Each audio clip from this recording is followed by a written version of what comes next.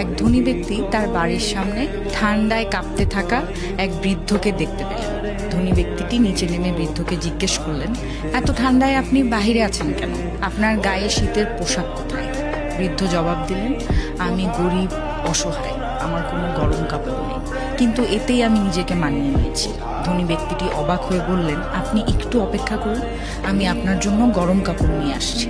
এরপর তিনি তার বাড়িতে ঢুকে এতটাই ব্যস্ত হয়ে পড়লেন যে বৃদ্ধের কথা বেমালুম ভুলে গেলেন। সকালে ঘুম থেকে উঠে রাতের ঘটনা মনে পড়তেই দ্রুত ঘর থেকে বেরিয়ে এলেন তিনি। কিন্তু ততক্ষণে বৃদ্ধ আর বেঁচে নেই।